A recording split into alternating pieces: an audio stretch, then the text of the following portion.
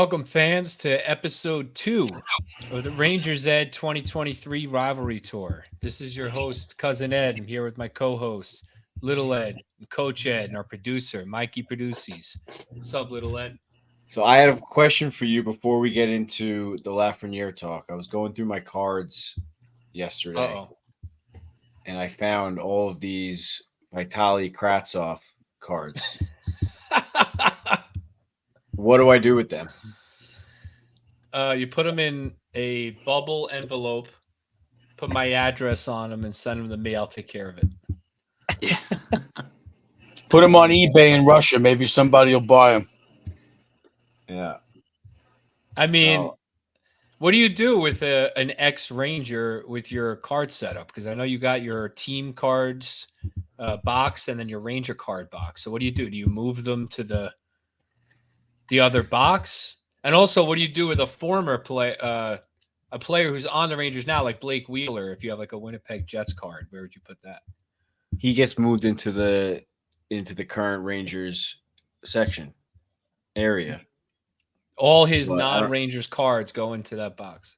Yeah, but I don't think I have a lot of him. If anything, I might have like one card for him on the Jets or something. I don't know. I haven't been collecting again for a while, so all the ex-Rangers, I don't know. I don't really have a lot of. I was kind of just collecting ex-Rangers. So, but I was kind of I wasn't really sure what to do with like the Ryan Strome cards. Like I have a bunch of his. Right. Like it's tough. Well, you gotta make a section for ex-Rangers. Yeah, but I don't really just have one row and just write like. How many's too many though? What do you mean? How many? Too many? What? Like, what do you have? Like 10 Ryan Strome cards? Like, do you need 10? Probably. I mean, they're not all the same. They're all different. Mike, they're different cards, different brands. They're special. They're chase cards. Yeah, but very few. You ever collected sports cards? You never collected sports cards, ever? I did Pokemon for about a couple months, maybe some Yu-Gi-Oh at one point, and that was about it. Yeah, but I mean, how many players are going to forever be on the Rangers other than Kreider? How many players are on the Rangers their whole career? So it's hard to have. I have a bunch of Panarin cards. I have a bunch of Zibanejad cards. I know. Well, I think guys like that, no matter what, they could be traded at any moment, so they're going to be moved. Also, No, I think for guys like that, you leave them in there. That but the Ryan Stromes of the world and the Kravtsovs of the world can move to a different box or just get rid of. Yeah, them. and then I also have. At least Ryan Strome had somewhat of a career with the Rangers. Yeah, and then I have obviously my whole Lundqvist section. So he's an ex-Ranger. Obviously, you can't get rid of or do anything with. But then I was thinking of doing like a 2014 Stanley Cup final, like all those guys, because I have a bunch of like McDonough, Girardi, Zucchi. So I might Stepan, go that. Kreider, Brassard. I didn't have a lot of those. I didn't have a lot of Stepan, but I had a lot of like Ranger Zucchis, Ranger Girardis.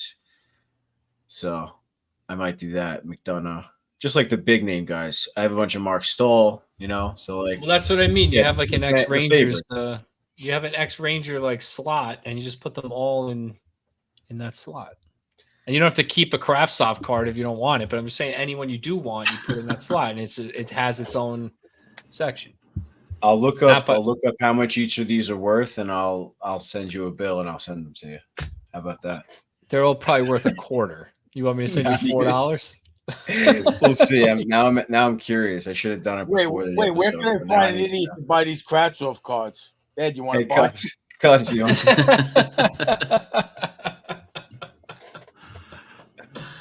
Where can I find a stooge? I do have a bunch of Buchnevich cards too, so I might, Karen, if you're listening, if you want to buy my Buchnevich cards, let me know. Why would you get rid of those?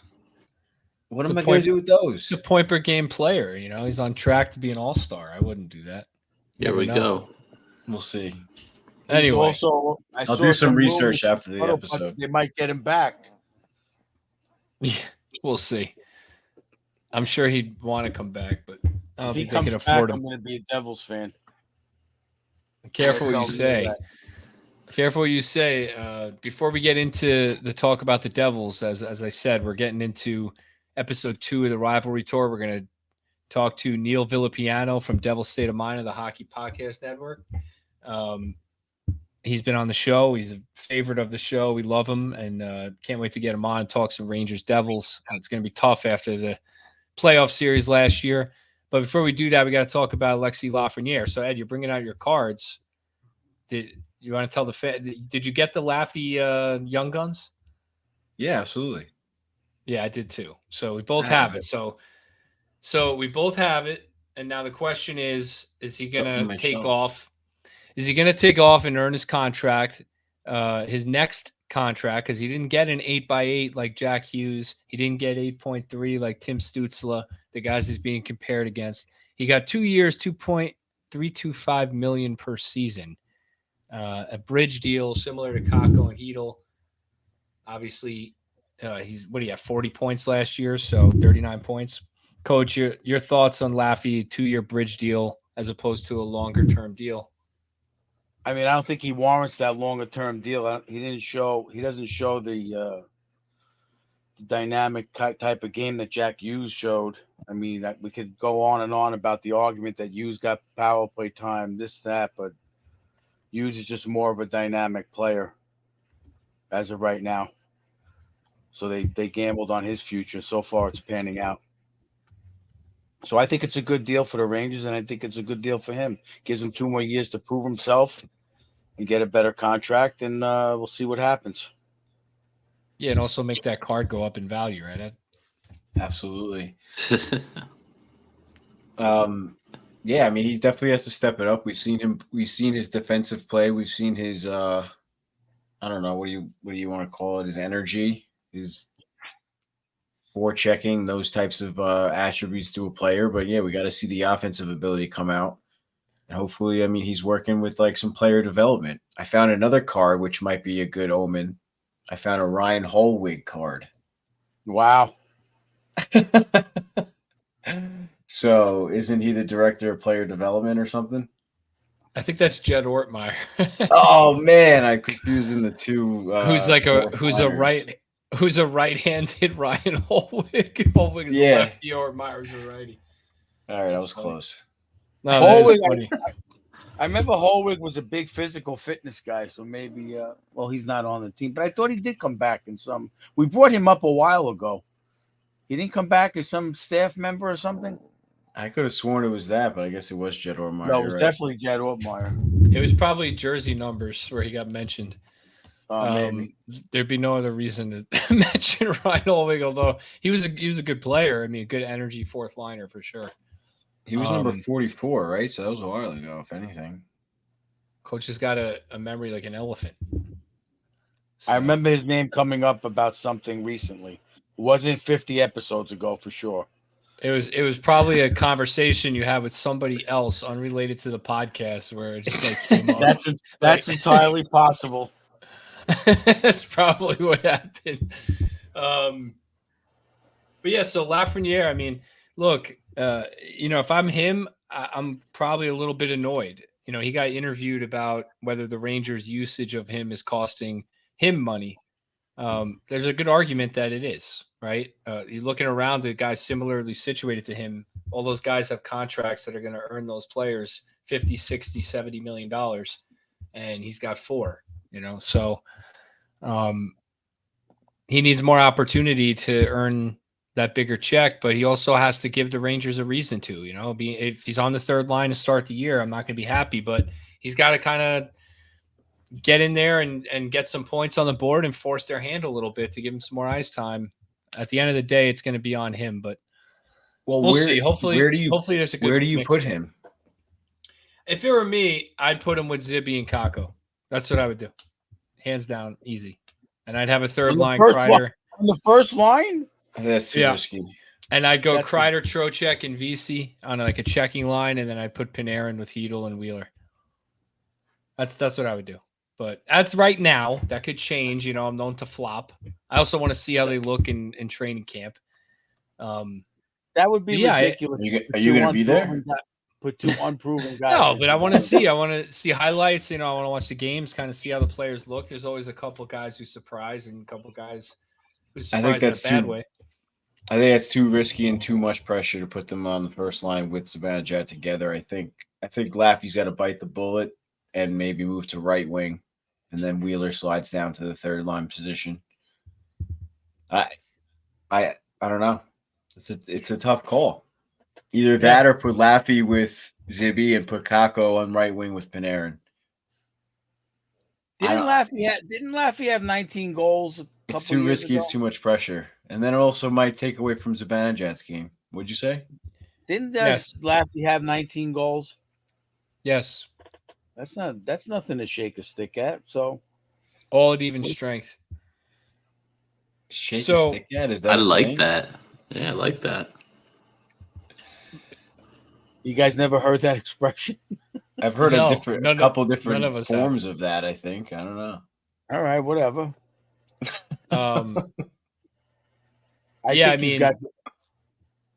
going to be interesting to see how he responds with Laviolette, so we'll see. Ed, you sent the highlight video the Rangers posted, though. I just want to point out that one of the major highlights in that video was him coming down the left wing with the puck, feeding Zibanejad, entering the zone, and Zibanejad ripping a goal. That's a point for Laffy, even though Zibby buried it, right? So I think it could work. No, and then the other one, Zibby missed it, and Laffy got the rebound on the right wing. Was that the overtime goal? Was it overtime against goal, Calgary? Yeah. I don't know about this moving him to right wing thing. Maybe Kreider moves to right wing. We'll see. I mean, if he's able to, then that's fine. I mean, he plays the right wing on the power play, kind of. He's the veteran. Like, if someone's going to move, the veteran should be able to move a little easier than the rookie, right? The young player. I agree. If that's the case, then that's fine with me too. Because I don't think Zibanejad and Kreider want to split up, and chemistry shows there. Even though we poke fun at their bromance and stuff, it's hard to split those up. It's a proven chemistry. I would say put Laffy on the first line. I don't see Kako as a first line player personally. Why do you roll your eyes at that? Because I don't see him. Kako is like. Go ahead, Coach. I personally don't see it. I don't see the skating ability. He has more of a grinding effect. I put him on second or third line, depending on the situation. Kako is a way better skater than Laffy. It's like not even close. I don't see it in the zone. I don't see it when he's got the puck. He's a more powerful skater. He controls the puck better. He moves around the boards better. Laffy has very weak straight line speed. He's good around the net. I don't know. I think Kako, you just handwrite him into the first line. Maybe Wheeler if they're going to be going with the veterans. But I don't know. It'd be interesting to see with Laffy where he fits in. He could fit in really. I could see him. He can fit on any line, really. I mean, if they move him the right wing, like you said, Ed, he could be a first line right winger. He could, like Coach said, he could be. I don't know about Panarin, Hedl, and Laffy. Maybe Trocheck would have to center that duo, but we'll see. We'll see how it shakes out. Let's bring in Neil. Let's talk some Devils. Unfortunately, I really don't want to do this, but let's bring him on. I could see Neil in the backstage just chomping at the bit, ready to fire. What's up, Neil? Guys? How we doing? He is. Look at that. Some merch too this time, huh? A little bit. Working on it. All right. I'm not wearing one of those for you, Neil. So don't even. No, I figured you wouldn't. I figured I wouldn't offer it to you guys, but I love it though. Looks good, man. Thank you. Appreciate it. How you guys doing? Everything good? Yeah, all good, man. All good. Enjoying the summer. Looking forward to the hockey season. Not really looking forward to this episode, though. Wholeheartedly. Yeah, we are now looking forward to recapping where we left off last time we spoke. But I think that's where we're gonna start. But anyway, what's going on with you? Have you had a busy summer with the podcast network and everything going on with you? Yeah, things have been really busy over on my end. Now I'm covering the New Jersey Devils for the Hockey Writers, which is a big opportunity for me, and I'm really excited to continue to to work with them. I actually just posted a new article today. I have a lot of fun doing that.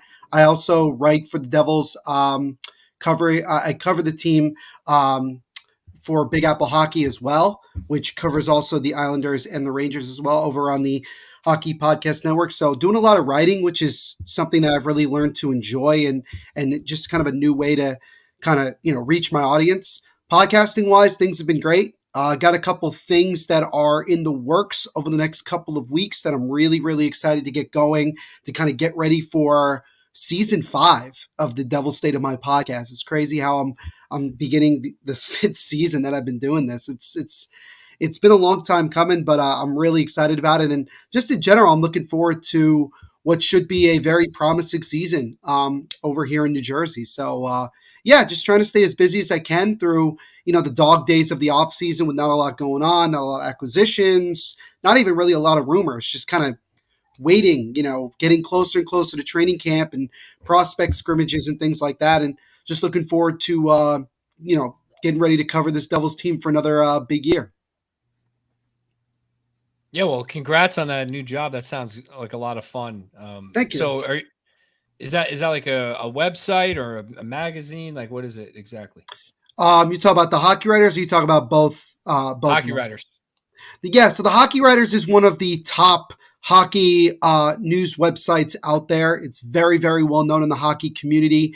We have guys writing for every single team in the NHL.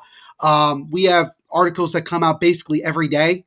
I try to write at least, 1 to 2 per week, giving my opinion, doing historical pieces, a bunch of different things. And, we are able to reach a huge audience. And, it's really exciting. We're continuing to add new writers like myself and, growing that brand because it's really, really big in the hockey community. We actually are starting to get a Substack for every single team, including the Rangers. There is a Substack for the Rangers. So if you want to go subscribe to that and get alert for whenever new articles about the Rangers come out or the Devils or whatever team you're interested in, you just go and you check out the Substack for each team and, you get notified, and there's a lot of great writers for every single team. And, that's pretty much what we're all about over at the Hockey Writers.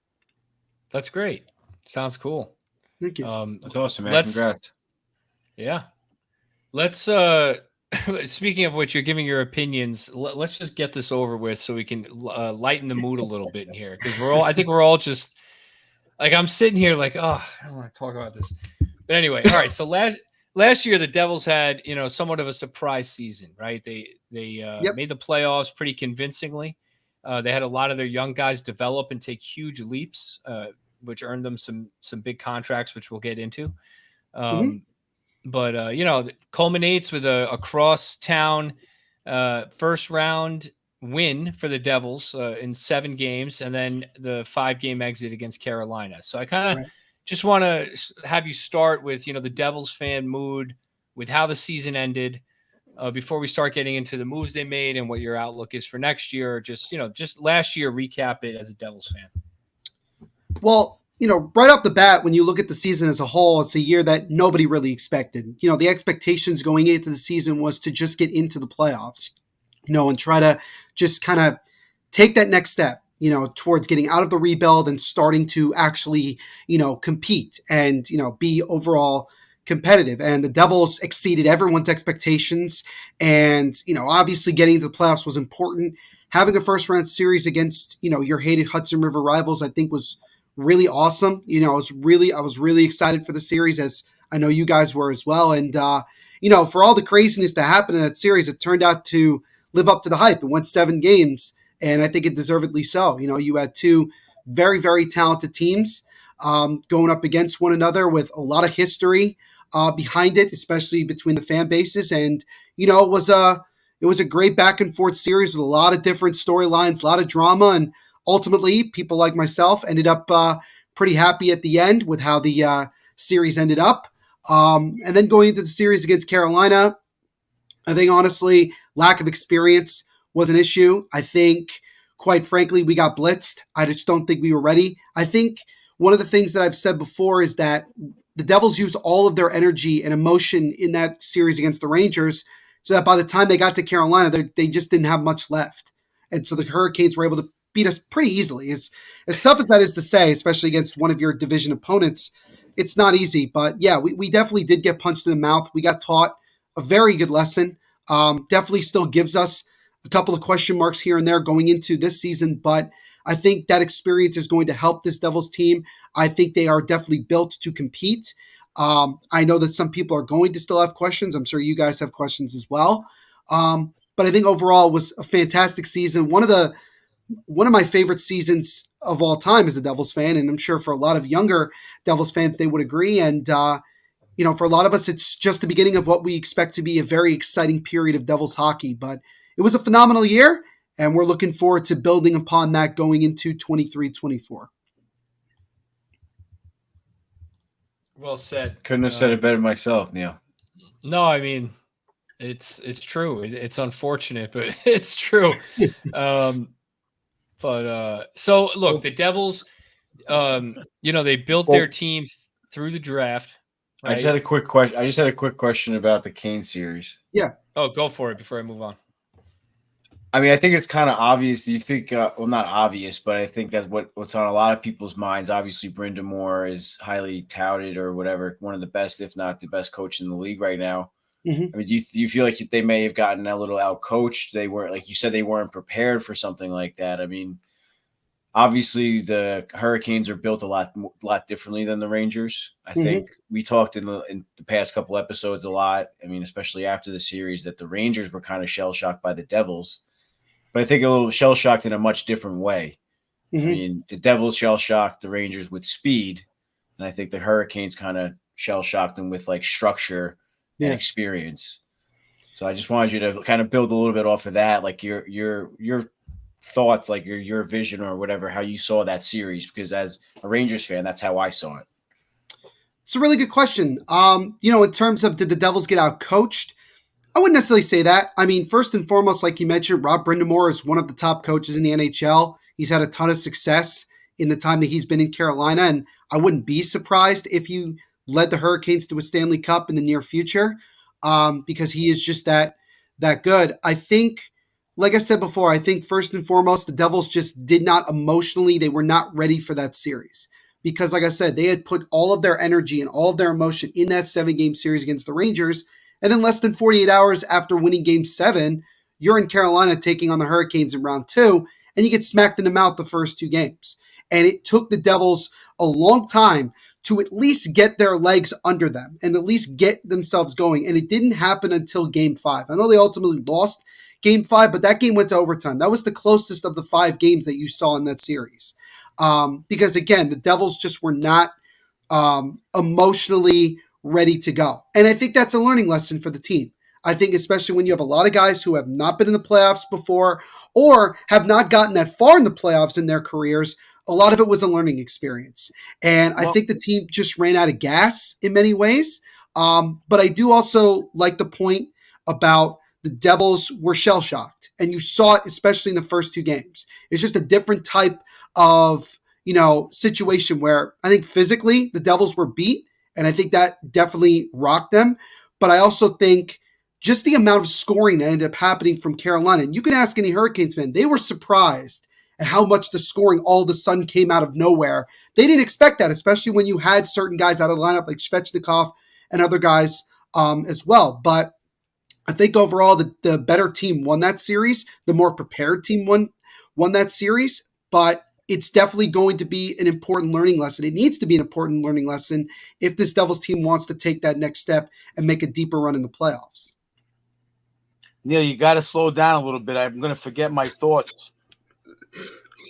You're telling me they were emotionally spent from the Rangers series? They beat the Rangers the last 3 games handily. So, in my opinion, it was more like the Edmonton Oilers in the mid-'80s when the Islanders beat them physically. I think they were just coming into that Carolina series on a high that they were going to walk through it, and they got beat. So I think mentally, I wouldn't say they were emotionally spent. I think they were a little too high with young guns, not ready for the grind. And that's the lesson I wouldn't necessarily agree. I wouldn't necessarily agree, honestly, with the Devils were going into that series against Carolina thinking that they were going to have the same amount of success that they did against the Rangers. I'm not I'm not saying that. Okay. I'm just saying I don't think they were ready. The young players were ready to go. I mean, even Timo Meyer never really had a big playoff run. So they're not really ready to have what it takes to go that far. Yeah, well, I think I think that's where the lack of experience came in. I think that you just saw that from a Hurricanes team that has been there and done that with a lot of the core that they have. But I do think that there's an emotional part of the game that was not there for the Devils because they had been hearing it for days about, oh, you're going up against your hated rivals. This is a big time matchup. Probably the most, going into it, I think a lot of us would agree, it was one of the most exciting matchups before the playoffs began that people were talking about because of what both teams showcased throughout the regular season going into the playoffs. And the fact that it went 7 games, and even though, the Devils in many ways in the last couple of games beat the Rangers handily, especially in the last 2 games in New Jersey, I just think that there was just so much emotion into it, feeding it off from the crowd and everything like that, that I think the Devils in some degrees were spent by the time they faced Carolina, and Carolina just amped up the intensity and everything to a level that the Devils were not prepared for. And that is one of the things that ultimately was the Devils' demise in the second round against the Hurricanes. Yeah, Neil, I think you make a good point, but I would say I think that the Rangers, in a lot of ways, didn't really challenge the Devils the same way Carolina did. I mean, the Rangers weren't physically imposing; they didn't get to the middle of the ice, they didn't Mm-hmm. carry the puck very well. The Devils swarmed them, pretty much overwhelmed them with their speed, whereas Carolina has pretty good team speed overall, and They they're do. they're a forechecking team. They Mm-hmm. pounded the Devils D. That's the stuff that we were saying all series on this podcast that the Rangers needed to do to New Jersey, but they just couldn't seem to do it. And you had a rookie goalie in net who everyone said was a future star and the best. Oh my God, he's so good. Never challenged by the Rangers. And then Carolina puts up 5, 6, 4, 6. Yeah, So I mean, they challenged him, right? I they think did. that's more so what the difference is between the 2 series is the opponent significantly. I know you're trying to be nice coming on a Rangers podcast, but the Rangers did not challenge New Jersey the same way Carolina did. That's just the I reality. think I think that's a fair point. To the first, if you look through the first 2 games, I mean, a lot of the success the Rangers had came also on the man advantage, especially from Chris Kreider's perspective. And Vitek Vanacek clearly showed his inconsistency when it comes to the playoffs. You saw that in the first 2 games against the Rangers, and you saw that in the 2 games that he played against Carolina. It was just, he was very sporadic. He just was not making the saves that we needed him to make. And by the time you got to the end of game 4 against Carolina, he was shell shocked, completely shell shocked. I mean, the entire time he was being interviewed, he kept his head down the entire time because he was that ashamed of how badly he had played up until that point. And unfortunately, that has created somewhat of a bad trend from him. Although, again, he's only been in 7 playoff games in his entire career. It's just back and forth. But I think the point about the Rangers did not challenge the Devils, I think that you can definitely make an argument for that. And I think the Hurricanes just kind of took the Devils game in some regards and pushed it back in their face. And the Devils just could not respond to that. And it ultimately cost them in many ways. And I think the Hurricanes did a good job of blitzing the Devils, exposing them for what they lacked. Lack of experience. The goaltending was in flux. I mean, Akira Schmid, nobody thought he was going to end up playing in the first round against the Rangers, let alone be the guy that almost single-handedly took us to the second round. I mean, nobody expected that. I've been a huge fan of Akira Schmid since his days in the USHL. Did I think he would come into the playoffs in his rookie year and have the kind of success that he did? No. But it was certainly an impressive run by him, but even he got exposed in the second round against Carolina. It was only until game 5 where he actually put up a pretty good game, but ultimately it still wasn't enough as they lost in overtime. But yeah, Yeah. there was a contrast between playing the Rangers and then playing Carolina. And like you mentioned, I was definitely waiting for the Rangers to start being more physical and trying to take it to the young players that we have. And it just never seemed like they were. I don't know if it was that they weren't willing to do it or that they just couldn't keep up. And that was really what was causing the issues. I know that there was a rift between Gallant and the team at one point during the series that I apparently heard. I don't Yeah. know, but with the Hurricanes, that's a very, very structured team that understands that every player understands their role and they do it incredibly well from the first line to the fourth line. It doesn't matter. Their defensive core is one of the more solid ones in the NHL. And, they proved that, with the goaltending of either, Freddie Anderson or Antti Ranta, that they could win. And the Devils got taught a very, very hard, but in my opinion, as I said before, very valuable lesson about the different styles that you're going to face with teams as you go along in the playoffs. You brought up the goalies, Vitek and Akira. That's what I was going to ask. Yeah, go for it. I'm curious. No, I mean, he kind of already answered the question in a way. It sounds like he's very high on Schmidt, but how do you feel about him going into an 82-game season? Well, obviously not playing 82 games, but you know what I'm trying to say. You think he's going to be able to keep it together mentally, physically? I mean, do you see him as being the starting goalie, or is it going to be like a 1A, 1B situation?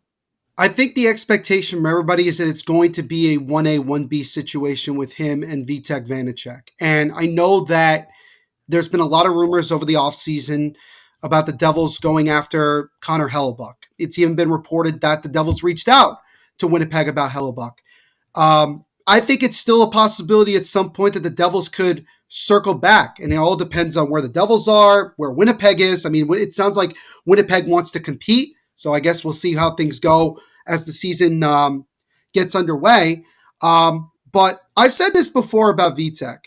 This was the first time in his career, in his young career, that he's had this much of a workload. I don't think anybody expected him to get the workload that he did, and he ended up having one of the better seasons a Devils goaltender has had statistically in a long time, since Marty was here. I mean, he's the only other goaltender in franchise history to win 30-plus games. Is that completely because of his play? No, obviously the team in front of him had a lot to say about it, but he also had a ton of really, really good games throughout the year that were important to the Devils' success. We don't have the season that we do without Vitek performing. And then the same thing with Akira Schmid. During when we won those 13-plus games in a row, he was a big reason why we were able to continue that when Vitek got hurt and was out for a little bit. He came in and played very, very well. And both of these guys got some playoff experience. Vitek, obviously, in the short time he was in the playoffs with Washington, and then when he's here in New Jersey, it's not very good. His stats are just not very good, and that's going to be the knock on him until he proves otherwise, which I think he will. I think the team is built to give him the support, but I also think that he is going to be able to bounce back. And with Schmid, this is the first opportunity for him to legitimately play a full 82-game season. And I think that for him, he's going to have some really good success as well, because you have two different styles. Vitek's a little bit more sporadic, a little bit more, he's going to go out and make some pretty, crazy saves. Whereas Schmid, you can see, is a much more stable goaltender. He's, it's hard to move him. He's pretty tall for a goaltender. He kind of has that size and built that you kind of want in a goaltender.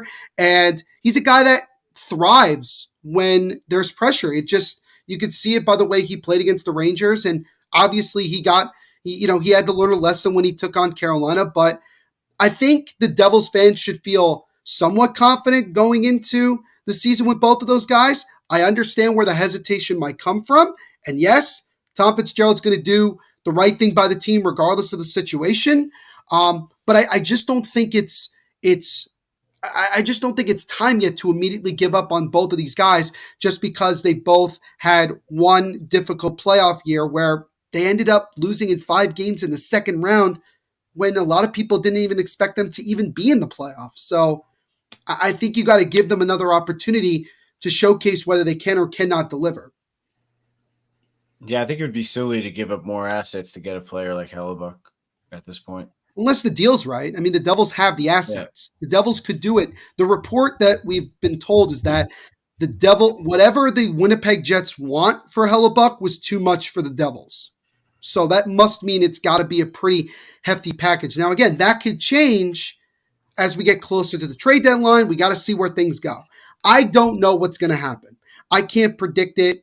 I'm not going to try to sit here and speculate it either. And then clip, you gotta clip that. Just clip that and post that, Ed. Neil saying, "I don't know what's going to happen." That's it. There's your Instagram clip. Right, there you go. That's the simplest way to put it, because again, I've said it before, hockey's a magical, unpredictable sport. We can all sit here and make educated guesses as to what's going to happen, but we really don't know what's going to happen until these games actually get underway and these teams start playing hockey. And so I think it's, a lot of people say the Devils are a goaltender away from winning a Stanley Cup, but I argue to say, look who was the starting netminder for the Vegas Golden Knights just last year when they won the Cup, Adin Hill, who was the fifth goaltender on the Golden Knights roster when the season started. I mean, they weren't. No, it wasn't expected of him to be as good as he was. And Darcy Kemper, I know that some people are high on him. He's not the world's greatest goaltender either.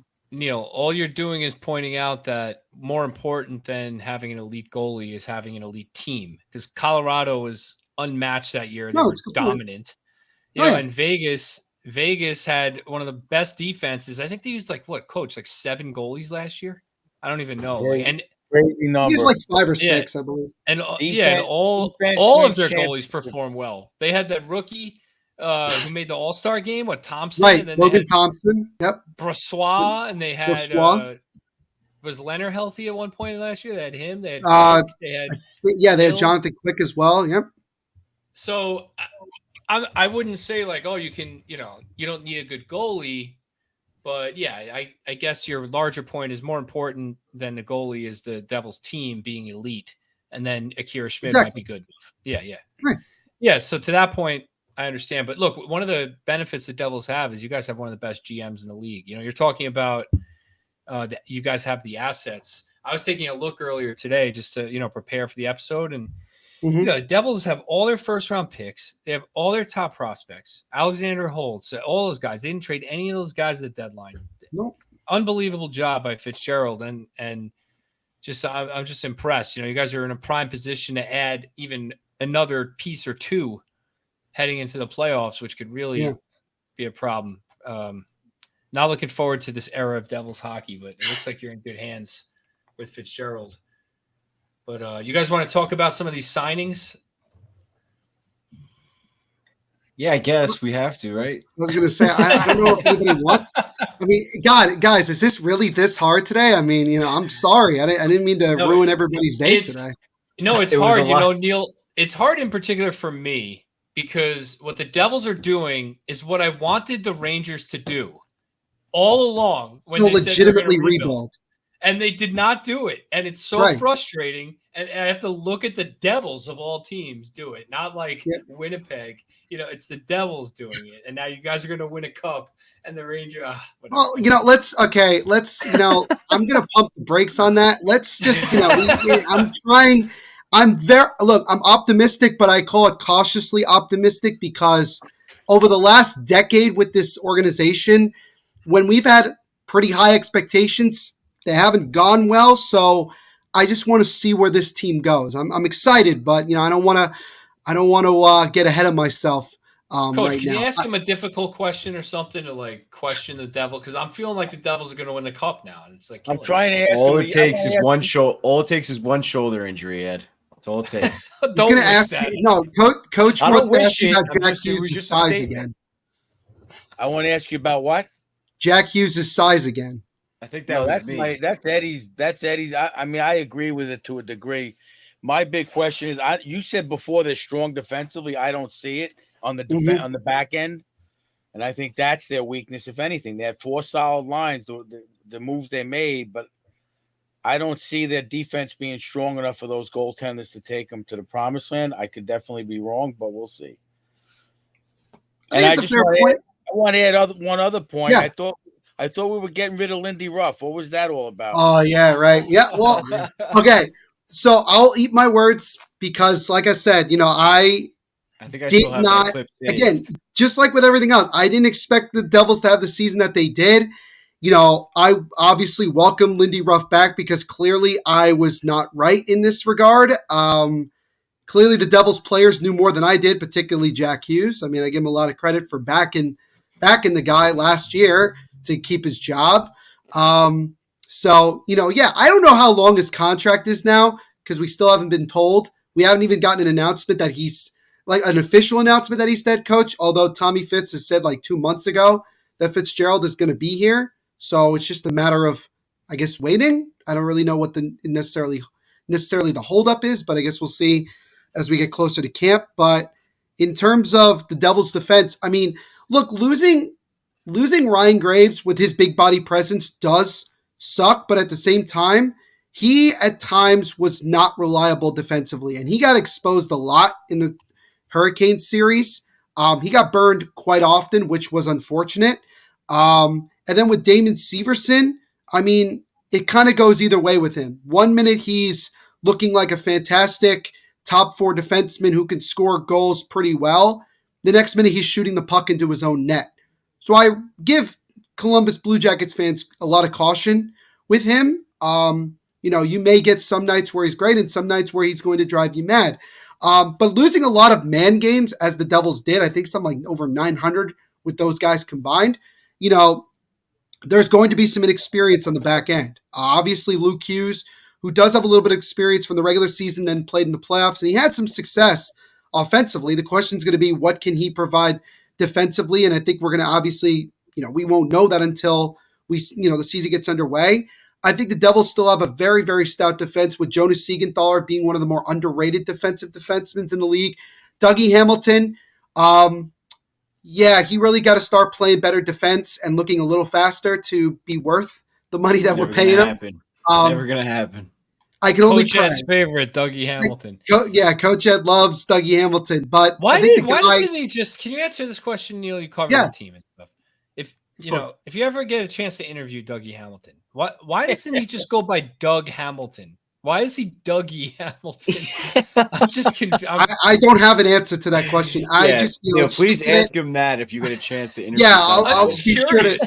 I'll be sure to ask him that while I'm also asking him why his favorite pastime is to go to the museum on his off days. Right. So, wait. When you ask him the question with Dougie, video it so we could see the look on his face when he's like, "What did you just ask?" Yeah, right. Well, it's probably not the first time he's been asked that question. I know people have asked me before, why does he go by Dougie? And the answer is still the same. I don't know. Maybe just that's what he likes. I don't really. It's like, do you want him to go by Douglas? It's one thing. Doug? It's one thing like when like Alexander becomes Alex. Yeah, that's true. That was a weird. I'm not. I still yet to call him Alex. I still don't call him Alex. He's making his name longer. He's making it a 2-syllable name instead of a 1-syllable name. True. I just don't. I don't understand. It's not anyway. Sorry. And then, like I said, the Devils were able to also bring in some veteran guys that could help on the back end. Acquiring Colin Miller is good. Honestly, he's a veteran guy who's been there. He's been on long playoff runs before. He was with the Vegas Golden Knights in their first year. He obviously was with the Dallas Stars last year when they made their run, so he has some good experience, very reliable defensively. John Marino is one of the most underrated defensemen in the game. He goes up against teams' best players night in and night out and does a pretty bang-up job of not necessarily completely stopping, but slowing down other teams' top guys and really frustrating them. I know that you guys are big fans of John Marino from 2 years ago. But I think overall, this is a Devils defense that's in a little bit of a transition. It might look uneasy maybe at first, but that comes with building chemistry.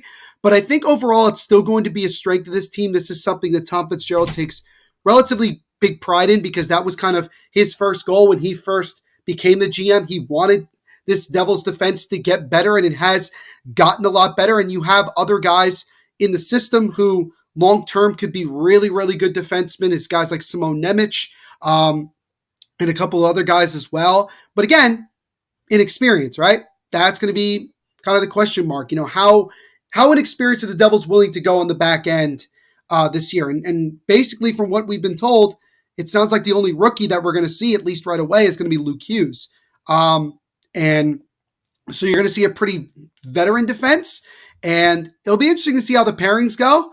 But I still have a good amount of confidence in that back end that they're going to, really be a strength of the team. So, how far away is Nemec or whatever his name is? How do you say? Simon Nemec. he is basically NHL ready now, if I'm being honest with you. From basically what I've seen, he played a full year in the American Hockey League. He was one of the better defensemen in the American Hockey League. I know some people say, does that really mean a whole lot or whatever? But this was the first year he played in North America.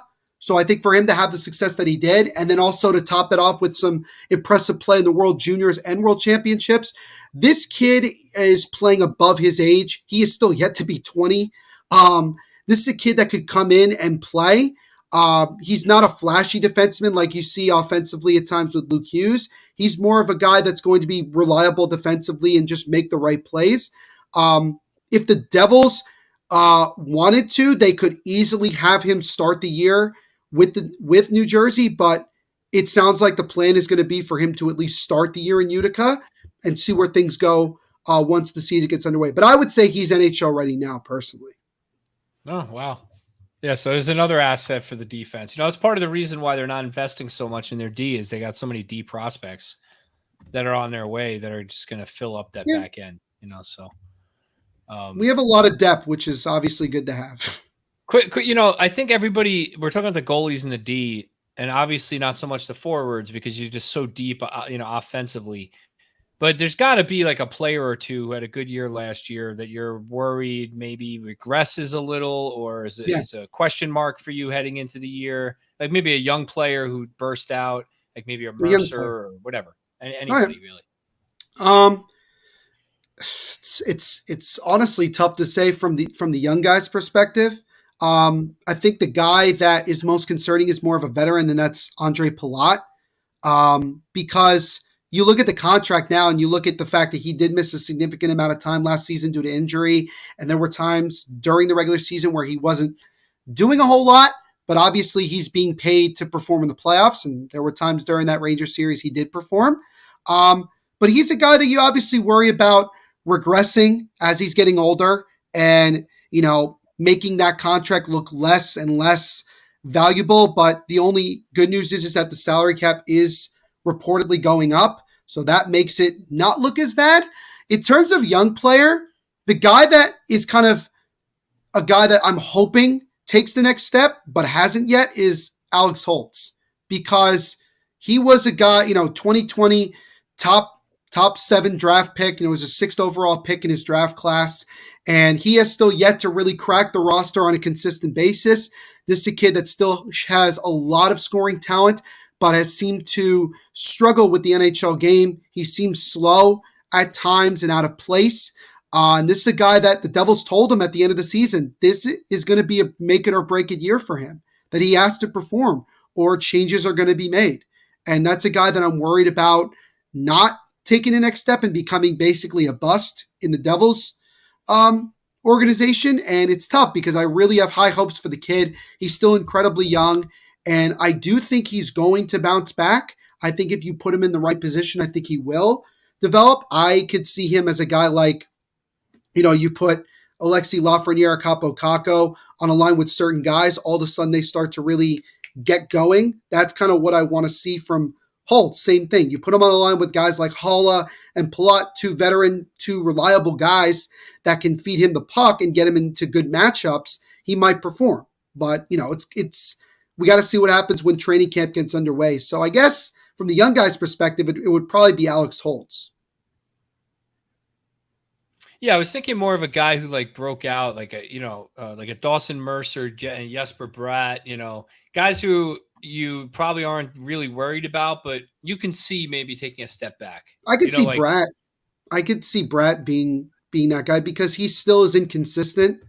I don't get Bratt as a player. You watch the guy, he makes these crazy talented plays. There's no question. Yeah. But I just watch him. He should not be a 70-point player. It's just, his size, his overall game, if you break it down piece by piece, yeah, he does one or two things at a very high level, and the rest of it he's below average. Yeah. And that's size, where the inconsistency comes from. That's what I was referring to with the inconsistency is that when he's on his game and he's using his skill set, he's tremendous. But when he's not, updating other parts of his game to become more of a whole player, he could go quiet for 5 to 10 games. And that's something that I worry about, especially now that he's gotten paid And he's obviously earned it from the points percentage and obviously, developing, but he needs to be more consistent. And that's something that I still worry about even now that he's locked in. I want to see him, okay, now you got to live up to the contract. You finally got what you wanted. So now you got to prove that you earned this money and you got to be consistent with it. So that would be the guy I would say that probably does worry me. Well, on the opposite end of that, who do you see as like a diamond in the rough or like a sleeper pick? Or I guess From a young guy perspective or just on the roster in general? Just roster in general. I think the guy that people are not talking about enough is Tyler Toffoli. I don't think people understand how big that move was for the Devils. I mean, they got a guy who has championship experience, who's coming off a career year, scoring 30-plus goals on a very struggling Calgary Flames team, and now he comes to a Devils team that is loaded with talent and loaded with guys who can make really, really significant passes to him. He's a finisher, and that's something the Devils at times lacked, and you saw that at times during the playoffs where guys were not consistently shooting the puck. They were constantly looking for each other to take the shot and being too passive. Toffoli's not that. Toffoli's a guy that has a nose for the goal. He's going to attack the net. Do I think that he's going to end up breaking his career high? I would like to think he could, but nobody's asking him to do so. I want him to be a guy that is going to, shoot the puck at will. He's going to be consistent on the power play. He also brings a really good, solid defensive game as well. He can play on the penalty kill, did a bunch of that in Calgary, and I think he's going to be a very valuable player. I think people are going to be surprised just how valuable Toffoli is to this team. I just wrote an article last week talking about what Toffoli brings to the Devils overall, not just offensively, but what he brings defensively into the locker room. This is a guy that has been there before. He understands the grind of everything, and he's developed his game to compete in this day and age NHL. And so I think he's going to be very valuable to this team in at least this year, playing in a contract year here in New Jersey. Yeah, Ranger Yeah, I fans can't are argue with that pick. very familiar with Tyler Toffoli's playoff heroics. A little bit. Aye. Coach, you got anything for Neil over there? You're awfully quiet. No, I asked him a couple of questions about the defense and the goal and the coaching. So I'm just listening. I'm learning. Along for the ride. I'm looking for things I'm going to watch this season. I'm going to try to watch more Islander and Devils games because all I hear from these Islander and Devils people is how great their teams are. So how great! I can't speak for the Islander fans. I'm not going to speak for them. I'm hearing how great their defenses are, and I personally don't see it. So they have goaltending, and that's about it. I'm going to try to watch a little more. Stop. Yeah, Neil, you're kind of in the same position going into this year, or similar position as we were going into last year, where the Rangers, they made the conference finals. We came into the year, we want to take the next step. There really isn't much further to go from the conference finals, right? Mm-hmm. We lose in the first round. You guys didn't make the conference finals, but you went to the second round. So you got one. Really, if they don't get to the conference finals this year, New Jersey, it's kind of like either you're in stalemate or, you haven't progressed. Exactly. So, agreed. Look, the Devils are a promising team, but it takes a long time to learn how to win. So I wouldn't write them into the Stanley Cup Finals yet, but it is a good squad. The same person who just said he felt the Devils would win the Stanley Cup this year. So no, I think we have a thing on this show called the Cousin Ed Flop, Neil. It could happen at any moment, so you just got to be ready. I appreciate I appreciate the cautious optimism because that's the way that I'm looking at it. Is that I want to see progression. If we go and win the cup this year, fantastic. That's phenomenal. Am I going to be I'm going to be disappointed if we do anything that is below what we've already done. We've gotten to the second round. Great. We've accomplished that.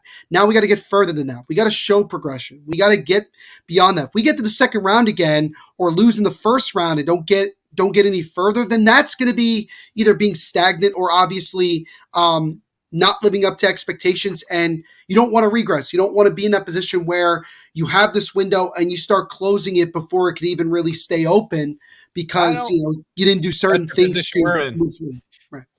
You and Cousin Ed have the same thing where Not every team in the league can progress and do better than last year. I Look agree. at Carolina. So you can't be disappointed if they don't go past the second round again, because not every team is going to do better than they did last year. No, I know. I So understand that. as a fan, you can't say, "Oh, this year sucked." You got to just take it in stride, and they got to learn another lesson. Like Eddie said, they got to learn how to win a little more. They might lose in the first round. Look at the Rangers. That series could have went either way, like you said. You can't be so disappointed because if they don't make it past the second round. Well, it was tough. It was tough for us Ranger fans, not only did they kind of fly through the rebuild, they kind of flew through the process of learning how to win by making it to the conference final the first year this team or this core made it to the playoffs. But but I understand what you're saying, but it's not like Boston, who lost to the Panthers, who are barely a 500 team. That's disappointing. You have a 3-1 lead in that series, you lost too. to the Devils, who almost beat Carolina for first place. So you didn't lose to a weak team that was at the bottom of the playoff number. That's disappointment to me. But if you're losing to a team that's better than you in the standings, and it could go either way, it's a series, and that's how it goes. I'm disappointed Rangers lost. Don't get me wrong, but you can't say they lost to a weak team. No, but Coach, I think the point is that you're making good points, and as fans, sometimes we have to remember, especially if you're a fan like me or like Neil. Clearly, Neil and I are very similar in our fandom. We get emotional about it, right? You can't. It's true. You can't. Your point's well taken, though, right? You can't be upset. Like Rangers had a good team last year. They ran into a team that wasn't a good matchup for them, and they lost in the first round, and that was it. But that doesn't mean they're done and their window's closed. Like I agree. Okay, I think you're right. But when you say you can't want progression, you just have to look at like the history of the league since the salary cap, and it's been a progressive thing. So you watch teams like Colorado, they draft well, they develop their players. Those players become all-stars. Then they make the playoffs. They lose in the first round. They lose in the second round. They make the conference finals a couple times. Then they win the cup. So like that is the blueprint. That's what every single team that wins goes through. So that's what you want. Then look at last year. Then they lose to. They won. They won the cup. They won the cup. They won the cup. No, they won a cup. They completed. All right. Well, the process. What are you expecting with a team like that to be a repeat contender? And then they lost to Seattle. So that's disappointing. There's always you would you would be so pissed off if they won a cup then lost to Seattle. Come on. I mean, I would. I won the cup. Yeah, I would be pissed off if they lose any year. If they lose any year, I'd be pissed off, sure. But if the Rangers win the Stanley Cup, Coach, it's been 30 years since the Rangers have won. Coach always makes me want to run through a brick wall in like the most positive way possible because he always gives me a pep talk every episode I'm on, no matter what it is. Neil, it's all going to be okay, Neil. Don't worry. I have to go to a game with you guys. Like I have to actually go to a game like in person with you guys because I swear it would be like the best time ever. Yeah, let's do it. You got to come to the Garden, though. I'm not going. Yeah, we're not. I have to pay $500 for one ticket. They're not that much money. First of all, second of all, we're not going to that arena in New Jersey. It's a lot cheaper. We'll say that. that arena in New Jersey. I don't even remember the name. This is that arena. Nice. Yeah, I'm not going to that arena in New Jersey. God help you that you have to be in New Jersey for like 3 hours. I've been to New Jersey. I have nothing against New Jersey. Why would you drive? Why would you even conceive that thought? I'm not really a fan of New Jersey, to be honest with you. Overall, well, you know what? New Jersey's not really a fan of New York either. So we have that. True. I've been to like 28 states, and Jersey's just not. It's in the lower of the 28. You guys just haven't experienced what New Jersey really is all about. You're not from my area. There's some beaches. Yeah, there's some beaches in Jersey. I heard are really nice. Atlantic City. There's this place called Asbury Park that you should definitely check out. That's a good time. There you go. See? Asbury Park is beautiful. Is it true that New York and New Jersey have like a contract where all the garbage from New York City gets taken and trucked to New Jersey and dumped there? I cannot confirm or deny that. That's not true. It gets trucked all over the country. Yep. We put it in every state, not just New Yeah. Jersey. Right. Exactly. Right. We're not special enough to have all of the garbage be dumped into our state. Right. No, I'm totally just teasing you, Neil. No, I actually I think know. New Jersey's underrated. As you go south, especially, it's nicer. This is true. Also, little Ed, why is it that every time I come on here, you look more and more jacked? Like this man is jacked right now. He looks like he could fight Robert Saleh if he wanted to. He's on HGH, testosterone, and Yeah, I wish I'd anabolic be a lot steroids. bigger than this if I was on that stuff. He's Jeez. taking testosterone now. Yeah. It's been a productive summer, Neil. I've been very active. Well, I Let's just can- put it that way. Hey, look, I keep an eye on the Instagram stories. I'm fully aware of how you guys are doing. Oh, I appreciate that, man. Of course. Well, I guess speaking of fitness, I mean, how did the Devils look in terms of size? I mean, was that a concern in the Hurricane series? Oh for yeah, you at all, for or sure. No, for sure. I mean, it's still somewhat of a concern now. You look at the What biggest pieces guys. did we have- they add? Anything as far as that? goes? In terms of like guys that are big, they added Colin Miller on the back end, who's a guy that is pretty big for himself as a defenseman. Other than that, they really, they brought back Nate Bastian, they brought back Michael McLeod. Curtis Lazar is a pretty physical player in his own right. They still have guys like Siegenthaler who can be physical. For some reason, John Marino decided to be physical at one point during the year, which was kind of a surprise because most of the year he wasn't. So yeah, I mean, lack of size is still a concern. There's no question. I'm not going to pretend like it's not. So, we're just going to have to see once things go. I wanted the Devils to get Ryan Reeves during the offseason. Just unfortunate that we could not. Just unfortunate that the Leafs wanted to pay him a crap load of money.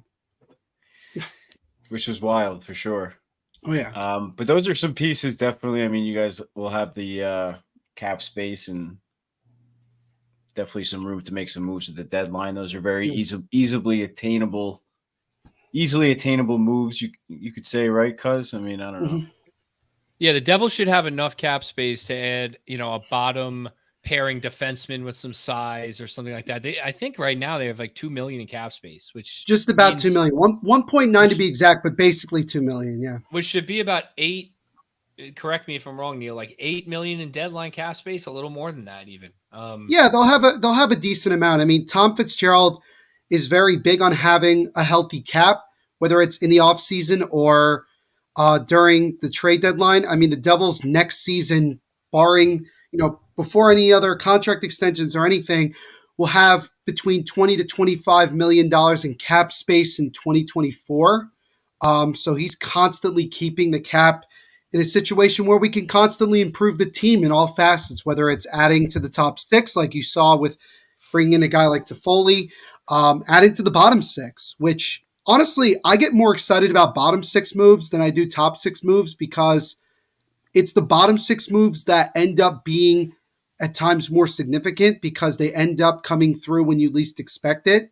Guys you didn't think. I mean, I think people would argue we don't do that because we just put our first round picks in the bottom six and you get aging superstars who bitch and moan about not being on your team that end up getting to your team for like a 6th round pick.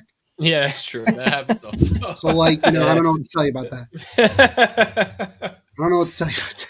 Well, Neil, I have to agree with you because those bottom 6 guys are the ones you're going to need to beat Carolina. So that's true. That's very true. I've wanted Ryan Reeves on the Devils for about 4 years now, and I'm still waiting for my opportunity, which I don't think I'm going to get. I love Revo, but I don't think that's your answer.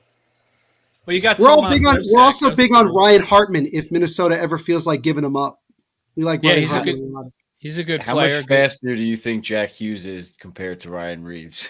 How much faster? Yeah, how many laps can Hughes do compared to Ryan Reeves' one? I think Reeves could give Hughes a run for his money. Stop! You give him a head start. I think Hughes through peanut butter. I think Hughes gets 2.5. If they were at the goal line, Hughes would be at the other goal line. Reeves would be at the first blue line. But laps around the ice, I think before Reeves completed one lap, Hughes would have like at least 2.5. I would say like 2.5. Yeah, I'd say like 2.5. I'd actually like to see how many laps McDavid would have on Reeves when it's all said and done. I'd like McDavid to see against that. Hughes would be a good. That's I'm That'd be a good hoping race. that at the All-Star game festivities, that the fastest skater, they just have those two go at it, because I just want to see it. That No, they should competition do it scares like- the hell out of me. I think every year I think someone's gonna fall and crack their skull open. When they hit that turn is when I panic. I'm Oh, like, please don't every year. Yeah, fall, Kale, please don't fall. Kale McCarr And fell they for don't sure. wear their helmets, man.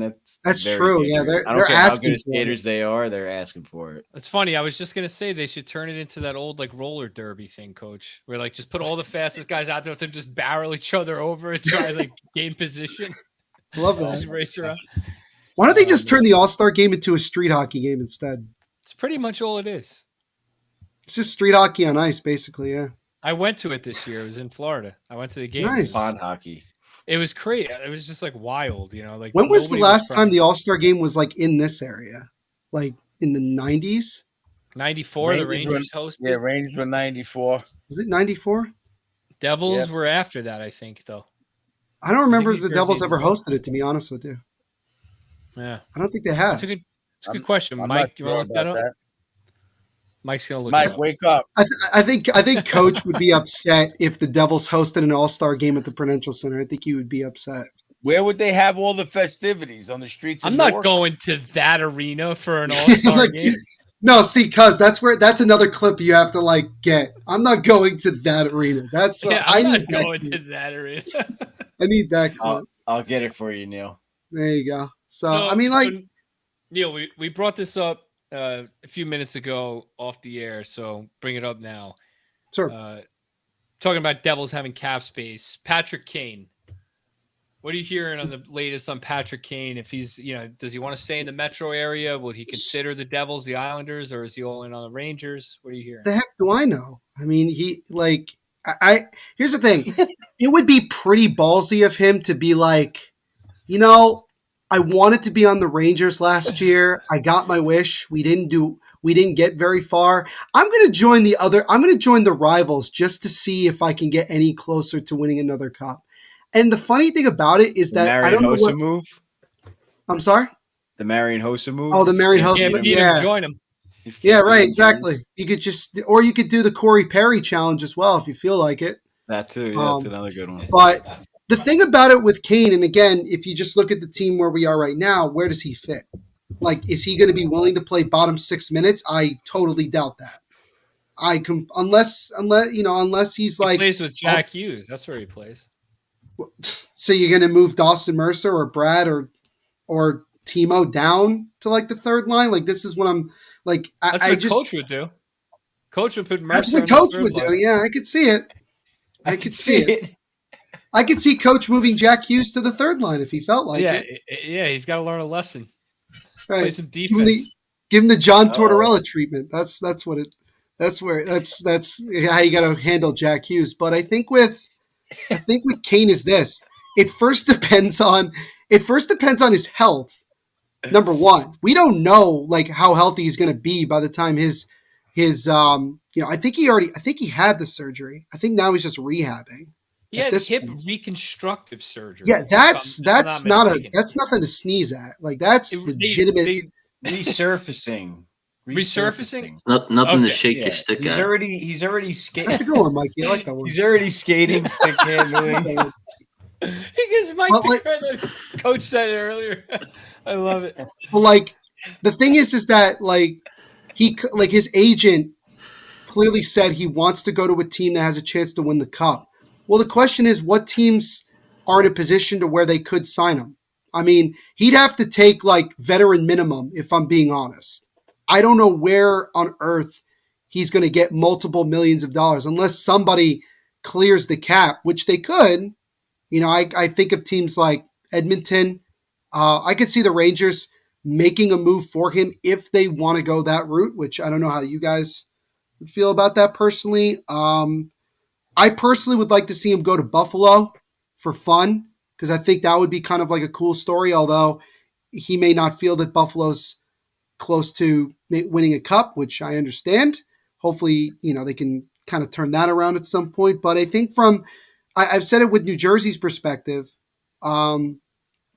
things can change by the time he's healthy and he's available. we may actually need somebody on the top 6. We may have guys out. I don't know. I think from a fantasy perspective, it would be cool to have a guy like Patrick Kane. I'm sure you guys can honestly relate when you guys acquired Kane. But I don't know how much more in the tank he really does have left. He thinks that he has several more years left in the league, but I don't know. I get, we're going to have to wait till I think December, January until, he's ready to go. So, we'll see. Yes, I mean, I think the Rangers are. Go ahead, Coach. The Rangers are in a similar situation that you just said, Neil.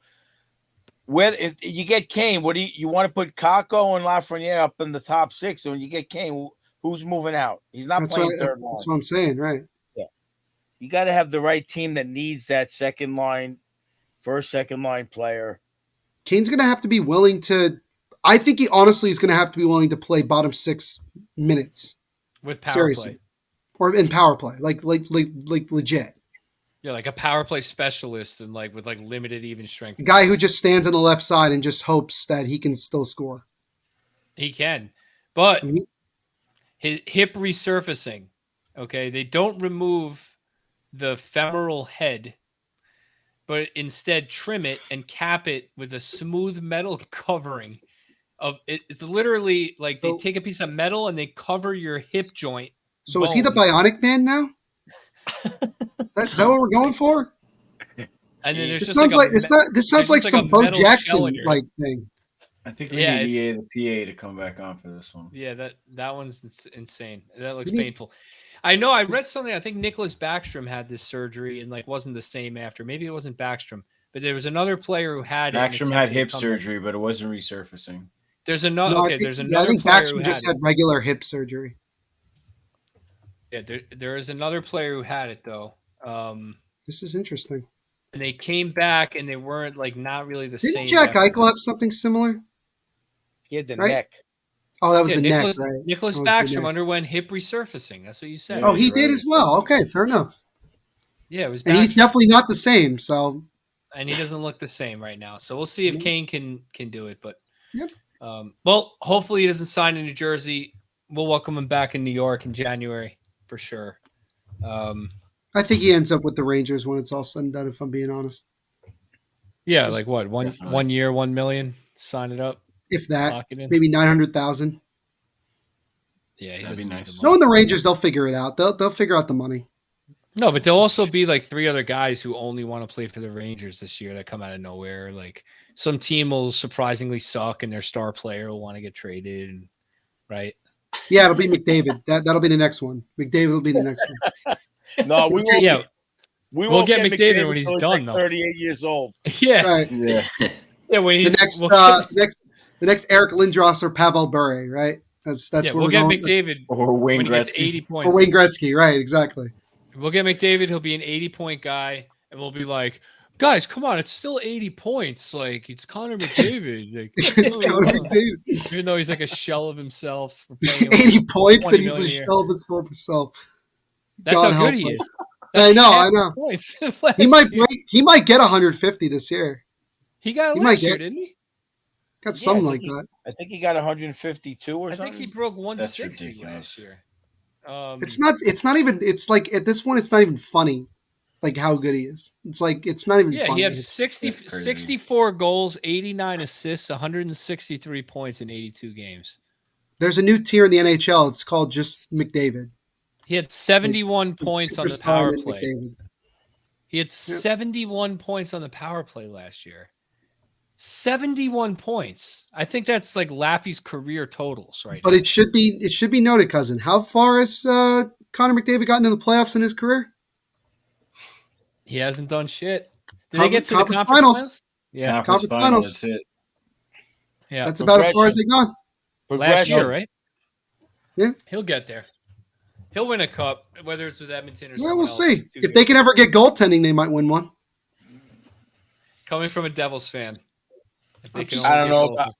I don't think goaltending's their problem either. I'm going to go with the defenseman again because. I mean, to be fair, when you have Cody Ceci, that's a concern. Well, Coach did Coach Ed's Norris watch. I don't know if you know about this. Every year, I've heard of it. certain names come out, and it's like, oh, this guy might be a Norris candidate, and coach goes on his Norris watch. And he sticks Adam Fox to number 1 every year. Well, he should have been number 1 last year. Adam Fox there, should have won the Norris Trophy last year. But anyway, he I did mean, it Eric for Darnell Carlson had Nurse. 100 points. I know. We Just talked saying. about this. Eric Carlson had a really great year. I'm just pointing that out. Oh, yeah, it was a stop. minus 52. The Norris Because the Trophy. Sharks suck. The Norris What do you Trophy is want not about from him? points, Neil. It's not about points. It's about the best two-way defenseman. It's not about points. Ah, got it. Anyway, And Jacob Slavin should have won it then. he's not. He's really good, but he's not as good offensively as Fox. So I think Fox So, is combined. so that's more about the points then, isn't it? No, it's a mix. It's a mix, right? You got to be offensively capable and defensively stalwart, which Adam Fox is. Neil hates Adam Fox. I think we figured something out here. I don't hate Adam Fox. He's anti-Fox. I don't hate Adam Fox. I love Adam Fox. He's carried my fantasy team the last 2 years. What do you mean? I do not hate Adam Fox. So you base your whole character evaluation on your fantasy hockey team? No, I also base it on if the person's an asshole or not. This is why do you think I hate Chris Kreider? You struck a nerve. What? Wait, How Chris is he an Kreider? asshole? Oh, I do not like Chris Kreider. What? Wait, what is That's how is he random. an asshole? Yeah. How is that random? That's just random to you? I think you said this before, but why do you hate Chris Kreider? Why is he an asshole? Well, first and foremost, he's been mean to my friends at times, so like I'm not going to forgive him for that, personally. And my friends are Rangers fans, so like this is the thing. No, this is the thing. Like it's like okay. The other thing is that he's like hurt several goaltenders, like unnecessarily, and like obviously it has nothing to do with the Devils at all. Nothing to do with it. Did you watch Carey Price in 2014? It was pretty necessary. They were trying to make so again, admitting that he did it on purpose. No, I don't think he did it on purpose. And he literally went for the legs. But I don't think. No, I think the number 1 hated Ranger, if you're asking most Devils fans, is probably Jacob Trouba, based off of just one play. The Timo Meier hit. Hit, but I mean, it was a good hit. I hate to say it was a good hit, unnecessary, but a good hit. I mean, why is it unnecessary? Oh, no hits unnecessary. It was like Game 7. They were losing 4-0. Again, he just says, "Oh, screw it." I'm just gonna lay out Timo Meier for no reason. I think his head just got in the way. All right, was Timo Meier trying to score? Yes.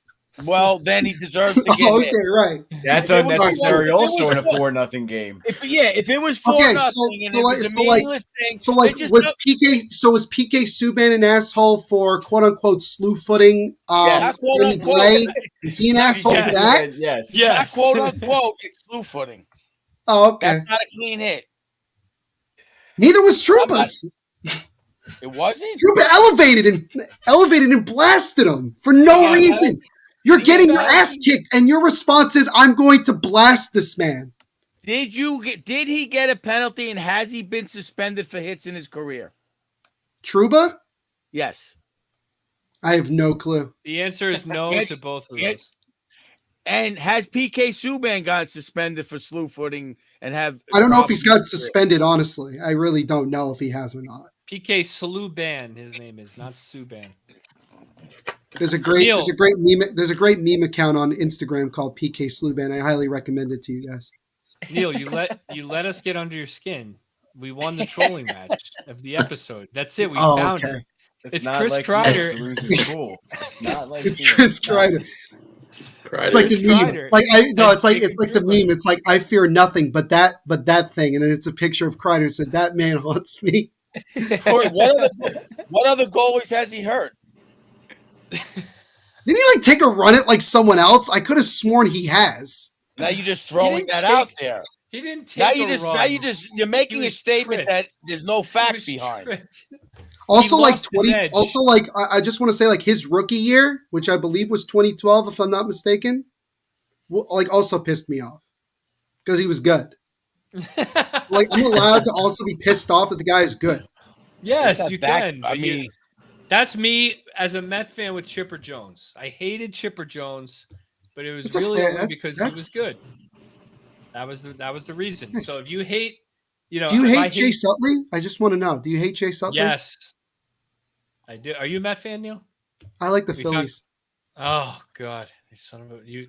You lost the trolling match. It's a hockey podcast, Yeah, move So- on. so we'll leave it at that. I like Bryce Harper a lot. Anyway, we'll let you go, but I want to know before we let you Of go, course. where do the Devils and Rangers finish this year in the standings, and then we got to wrap up. Yeah. I also think, by the way, these two teams should be playing in the stadium series. I don't personally. I agree. But that's it. In terms of where they finish, I think the Devils and Rangers finish 2 and 3, and you can honestly put it wherever you want to, wherever you feel like it. Because I've said this before, like the Metro runs through the Hurricanes until it's changed, because the Hurricanes are the most complete team in the division. They're going to be a difficult matchup again this year. I know you guys, especially in the playoffs, have had more success against Carolina, but the division of death is the Metropolitan Division. It's going to be a grinded out division. It's not going to be a cakewalk for anybody. As much as I want to say the Devils are going to finish in first, I just have a tough time seeing that. But I'll go with Devils second, Rangers third. Probably another first round series against both of these teams, and we'll see where things goes once we hit April. So that's really where I honestly see both teams ending up. Yeah, I think we talked a lot about learning a lesson. I'm hoping the Rangers learned a lesson in how they lost the first round. We talked about it a lot. I don't want to spend too much more time. It seemed like a competitive series and could have gone either way, quote unquote, but I didn't see that series. I think the Rangers got their asses kicked, and I think they need to learn a lot.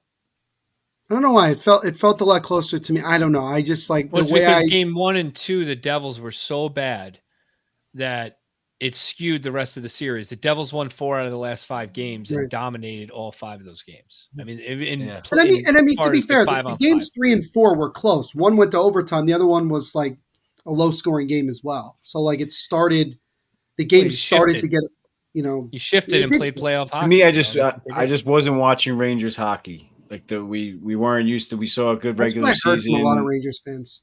We saw a good regular season. We saw obviously the conference finals run the year before. I just didn't see that that like fire that we saw. Yeah. And we got 0 points from Artemi Panarin. So I mean that's he needs to be careful with certain things he possesses. Just put it out. Not going to mention what I'm talking about. Just going to say that. He has I don't think Coach saw that. He has. You want to break that news to Coach? Very unique set. He has a very unique set of skills, Neil. Clearly. Did you see that, Coach? I guess not, because I don't know what you're talking about. Panarin got busted firing a gun in Russia in like a mall or something, and then in a place you're not allowed to shoot a gun. I don't think it was a mall, but whatever, it was something. It was in a public place. They described it as a public place. And he ended up getting in trouble. There was like a case brought, and he had to pay a fine, which I'm sure hurt his. Who knows if it's even true though? I mean, he also shaved his head, which I don't really know what's going on with that either. Oh, he said the evil spirits hurting his playoff performance lived in his hair.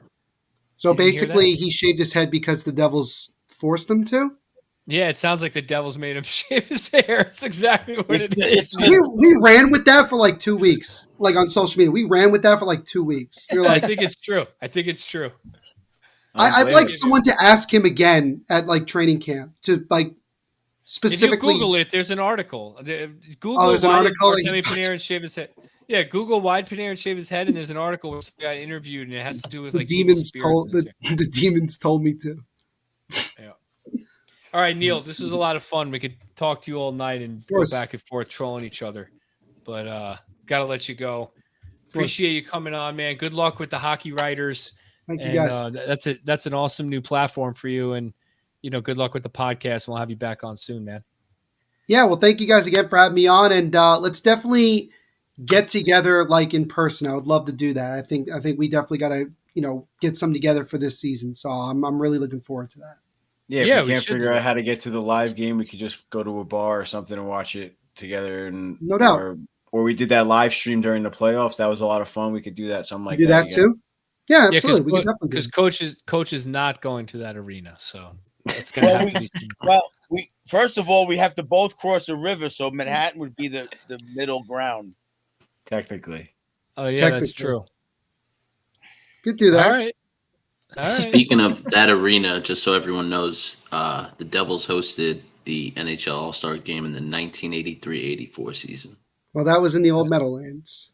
So Wow, that's that not arena bad. that So arena not hosted bad the arena. NHL draft one year, and that's about it. So That we'll was see. wasn't that the Brendan Byrne Arena? Yeah, Brendan Byrne Arena. Then it became the Continental Airlines Arena, then the Izod Right. Center, and now it's still the Izod Center. wow. Shit, I think the Thanks- Islanders held. Thanks, Mike. Thanks for pulling that out 2 hours later. Appreciate that. I think the Islanders held the All-Star Game around then too. Because I went Probably. to Yeah, they the did the game next at year. Coliseum. They did the next year, apparently. Gretzky won MVP. Okay, where's this going now? Yeah, Gretzky had a hat trick in the third period at Nassau Coliseum in the All-Star game. So that had to have been After the I year. was sitting next. I just want to say, I really do need the clip of Coach Ed saying, "I don't want to go to that arena." I Yeah. need it Find it. I'll get because it. my viewers will have a time with that. Post It on will the be Devil's clipped, and you will be invited to collaborate, Neil. I will tag you guys for sure on that one. Well, thank you All right, guys Neil. again for having Thanks me for on, coming man. on. I appreciate it Take as care, always. Neil. Thank you, So, Neil. Good luck. Have a good night, guys. Thanks, We'll Neil. talk soon. Thanks, Have a Neil. good night. Later. Later, Neil. Check Neil out on Devil's State of Mind. He's on Instagram. He's on all the podcast networks. If you listen to it on Apple or Spotify, whatever, and look for his articles on the Hockey Writers. That's really cool. Wow. We brought on 2 writers now onto the show. You can call Neil a writer. We had him before he got that job too. We had him on the show. So I'm really, proud of him for doing that. That's awesome. And it's really good for his career. And he's always fun to talk to, just a fun interview. Definitely we got to him with Kreider and Trouba. Now we know Kreider and Trouba though. Now we know his that's buttons. those are the 2. And he was giving it to Coach Ed a revealed it. lot, too. He was. Coach was quiet. You're awfully quiet this episode, Coach. I thought you'd troll a little more. You don't get to talk that much with him. I'm trying to cut him off. I want to hook him.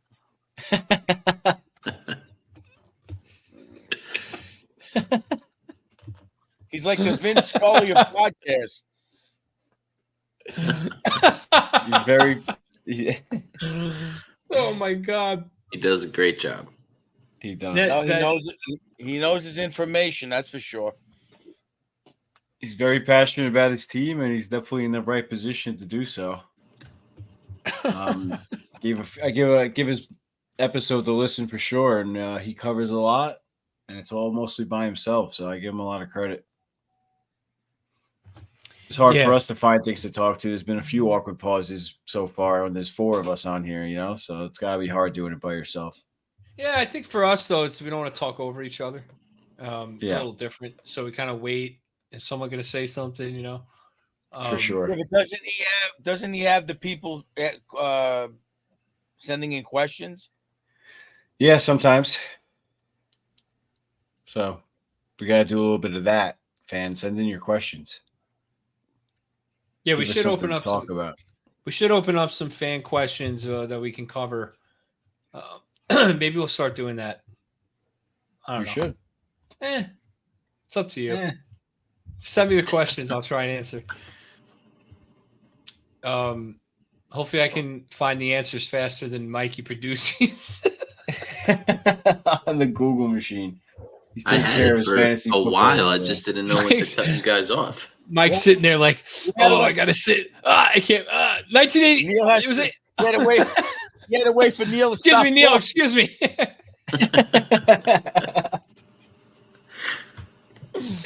Oh, I'm dying. All right, guys. I'm done for the night. Good episode. But hopefully we can get. Look, I wasn't looking forward to this one. Nothing against Neil, but Devils right now are just a pain in my ass. So we'll They're see. gonna be We'll see how good. this They're season gonna goes. be good for a long time. It's gonna be tough. It's gonna be tough. We weren't really able to enjoy it while it lasted. When the Rangers were good and the Islanders and Devils were bad, we didn't really get to enjoy it that much. No, and then everyone's like, "Oh, the Rangers are old and their window's shut, and the Devils are the new." I'm like, "Oh God!" Yeah, Like we just had that. Like, what happened? Anyway, unbelievable. I'm sounding salty. I'm still confident. I gotta get can back also and be positive. I could sleep peacefully tonight that Neil thinks I'm Jack too. So that was.